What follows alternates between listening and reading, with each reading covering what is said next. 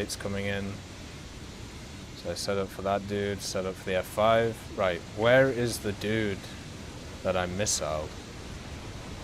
So fired missile here.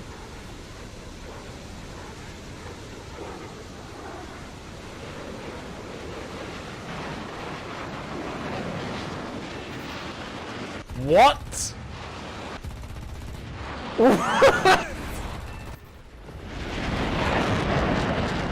Hello everyone, hope you're doing well. Today we're going to be going over the changelogs and also some of the events that are going to be happening over the weekend when it comes to War Thunder.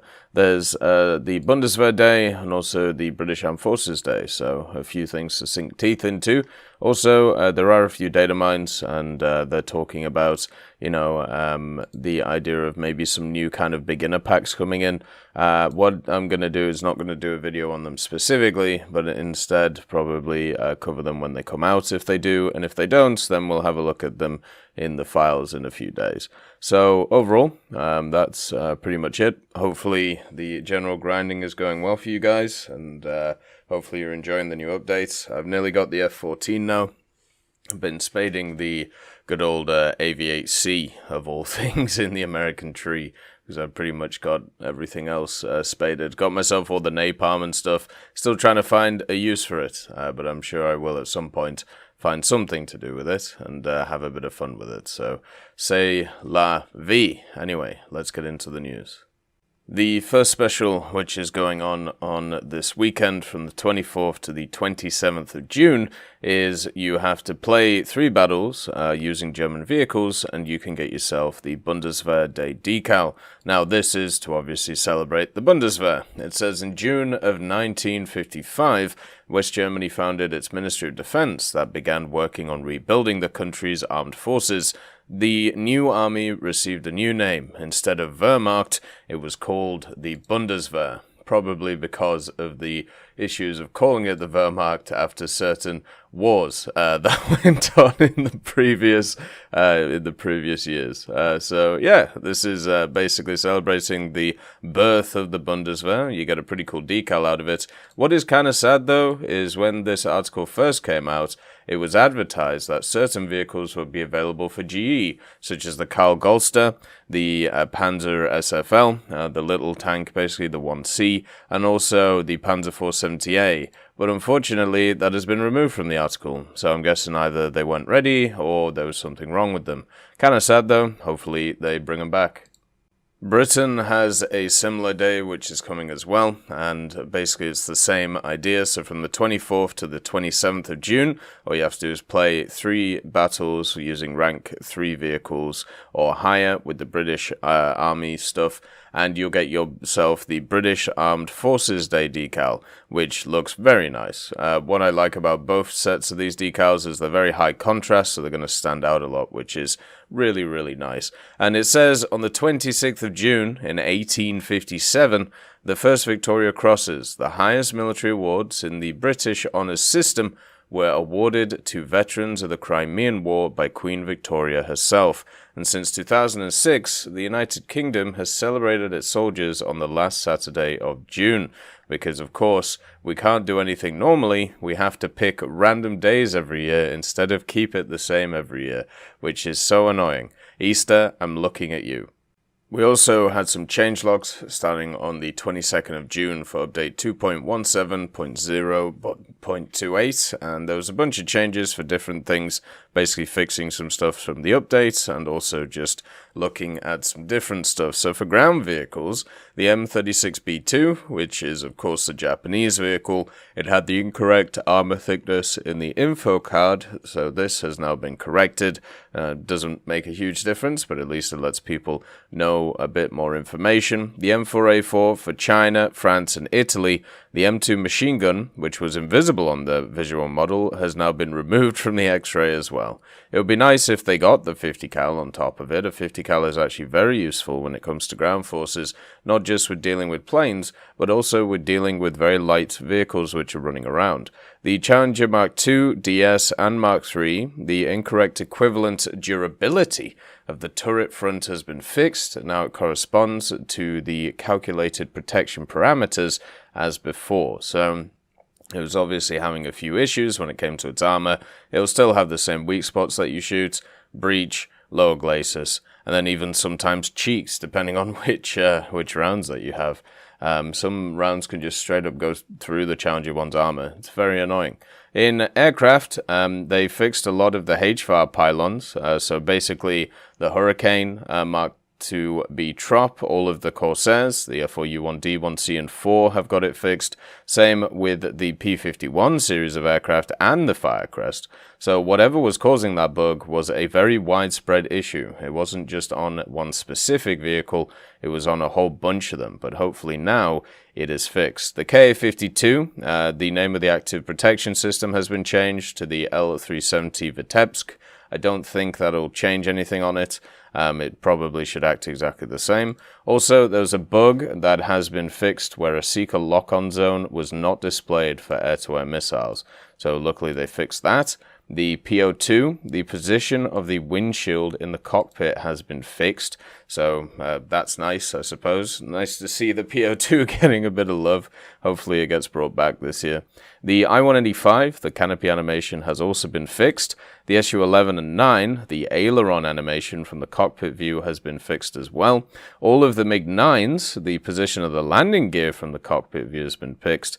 And also in the F4U, they've fixed the flap animations from cockpit view as well. So looks like there was a bunch of issues with the cockpit view. Now, for at least simulator players, they've now been fixed. The Act-28, they fixed the animation for the elevator and the rudder. The Wellington, the Bombay animation has been fixed. There's a ton of little animation fixes here and there. The Tu-1s and Tu-2s, the SP2Ms had them fixed as well. And the Vampire, the landing gear and the air brakes now has been fixed from cockpit view. Same with the Ki-84, but for the flaps. And for the Halifax, the display of the gear legs from the cockpit view has also been fixed. And the Wirraway, the animation for the elevators, has also been fixed. There's just a ton of animations, as I said, which just weren't working, and now they are. So I'm hoping that that's all of them tapped on the head. I'm guessing... once again, this is just another widespread bug from Danger Zone. There is actually a pretty decent amount of bugs in Danger Zone. The main ones, so far the ones that have been fixed are what I would not class as the main ones that need fixing. The main one being the ground bug, where your whole graphics just glitches out, depending on if you're in certain views. Hopefully they have a fix for that pretty soon. For Naval, there's also some changes. So the Baltimore gets bombs on its Kingfisher, which is pretty cool. The velocity of the HETF round for the 127mm Type 89 on the Megami and the Tone Cruisers has been reduced from 910 to 720 meters per second, so be a little bit slower now, so you've got to be a bit more careful. A bug has also been fixed where the enemy crew number was displayed incorrectly after the hit camera appeared. That there is a, I don't know, maybe it's a bug. I wonder if they fixed this one. So if you do a ton of damage to a vehicle very quickly, so it's stuff like the SKR-7 or the 5-inch guns from American destroyers or maybe the Atlanta, what ends up happening is the damage indicator does not catch up with the amount of damage that you are putting out. So what this basically means is you are getting an incorrect readout of how damaged the enemy ship is because you are damaging it too quickly. And I'm wondering if that is in reference to that. So hopefully that has been fixed. That's been an ongoing bug though. Like that's been going on for a long time now that I can remember. A bug has also been fixed where a shell type loaded in the main caliber guns was dubbed to the auxiliary guns while enabling the option main and auxiliary caliber shooting with one button. I would like that to be a quick switch, by the way, instead of an option. I would rather it be a control that I can quick switch to, just so it's a little bit less muddly. The functionality of the naval hit camera has also been improved. Zooming in has been reduced. Camera hovering along the ship's hull has been slightly reworked, and zooming out has been added after displaying damage details. Fantastic, that's awesome. The camera I thought was a pretty cool idea, but it did have zooming in issues, especially if you were firing with a lot of guns at the same time, because it would just be constantly zooming in looking at stuff. Keeping a more broad look and just seeing where stuff hits with this new cam will be a lot better, so that's really nice to see. Then with game mechanics, the bomb assault fuse for aviation in the BR 7.0 Plus tank arcade battles has been reduced from 10 to 5 seconds, so it'll be easier to hit vehicles now. Separate RP calculations have been introduced for incendiary bombs, so their costs now vary from 3 to 10% of the carrier's cost in the bomb weight range of 200 to 2,000 kilos, and a 3% coefficient at 200 and 10% at 2,000. Medium weights are also interpolated linearly, so basically they'll go up in a line. The interface, the available loading screens now displayed in the loading screen filter menu, and to track your progress on the desired screen, you may add it to favorites. This is obviously in regards to the F-14, where they've added a screen where I believe you have to play 100 matches in order to get access to it, which is kind of interesting. Also, duplicating color schemes have been removed from the aircraft interface menu, so you won't be able to do that. They've also changed some missions. So a bug has been fixed where there were night missions in the locations Frozen Pass, Ash River, Karelia, Kuban, Jungles, Volkolamsk in the BR 9.0 Plus tank battles. Should there not be night missions there, but if they've removed them, so that's completely fine. Remove all the night battles you can. They still are negative compared to everything else, even with all the different fixes. So yeah, whoever was the brainchild behind night battles, my god, have they been very, very annoying. Vietnam, an incorrect message of our team is capturing Capture Zone 255 has been fixed, and the benchmark mission, the Pacific War Day, the aircraft drowning after takeoff from the carrier has been fixed. So it just takes off and just hits the water. Oh god. They also changed some other things. So they overestimated explosion and gunfire impulse to the visual effects, but that has now been reduced. And the issue with incorrect visual effect reactions to the close artillery barrage has also been solved. There was also a bug that has been fixed where bow splashes on larger ships were displayed incorrectly. So overall, that seems pretty decent. They also had a little update today where they fixed a few things and also implemented the BR changes, which we talked about in the data mine recently. So there was an error that has been fixed that sometimes caused artifacts to appear in shadows from star shells on minimal SSAO settings, and in a naval hit camera, a text message has been added for ammunition explosions, which is pretty cool. They also had a bomb assault fuse for aviation in BR 7.3 to 8.3 ground arcade battles. This has been rolled back to 10 seconds. The starting speed has been reduced from 680 to 550 for bombers and attackers and or attack aircraft, and from 600 to 550 for fighters.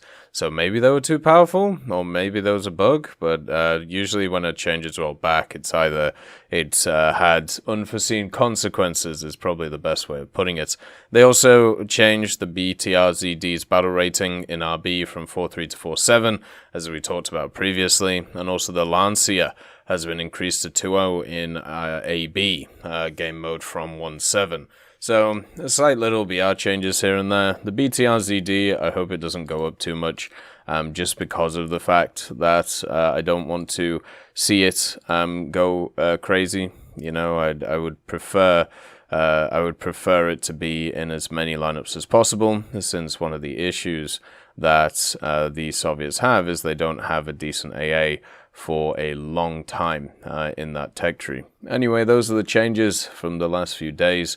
I hope you all have a wonderful day, and I'll see you next time. I'd just like to thank Nicholas Richardson, Elove Goat, Pyman675, Winter Scientist, Merciless Reaper, Jerry Prevolt, Megadino King, Orange Tail, Teddy, John Ryman, Universe, Ambrosius McClellan, Daniel Stanton, Moxie, B. Young, Uncle Bean, Sem Arslan, Derek R., Bareen, Lafouche, and Samuel Slick for supporting the channel.